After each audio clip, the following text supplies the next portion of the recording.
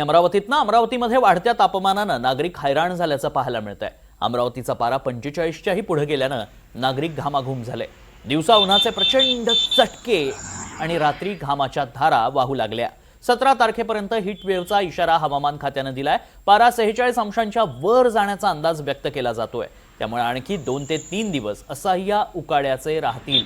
वाढत्या उन्हामुळे नागरिक अत्यंत त्रस्त आहेत। रात्री देखील गरम हवा आणि घरातील एसी तसंच कूलर काम करत नसून नागरिक घरात सुद्धा उकाड्याने त्रस्त झालेत। त्यामुळे नागरिकांनी आपल्या आरोग्याची पुरेपूर काळजी घेऊन घरातच सुरक्षित राहावं असं आवाहन आरोग्य विभागाने केलंय।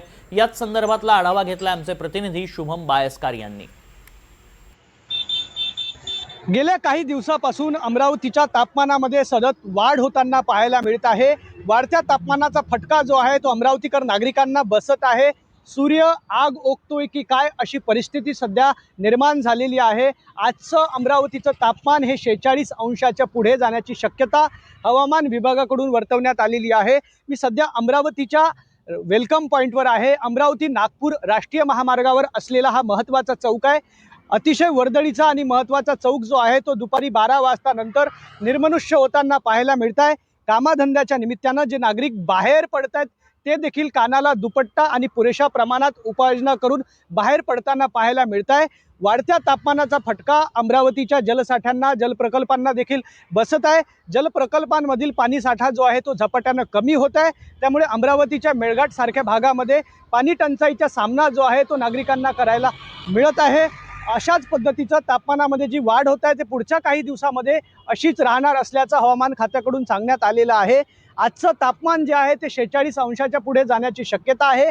सकाळी जर पाहिलं तर वातावरणामध्ये दमटपणा असतो आणि दुपारनंतर अचानक वातावरणामध्ये मोठ्या प्रमाणात वाढ होत असल्या कारणाचा फटका जो आहे तो नागरिकांना बसत आहे।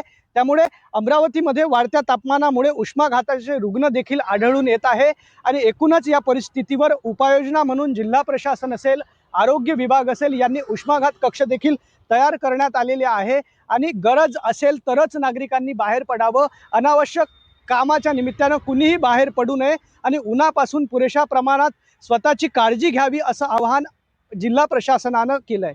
शुभम बायस्कार, NDTV मराठी, अमरावती।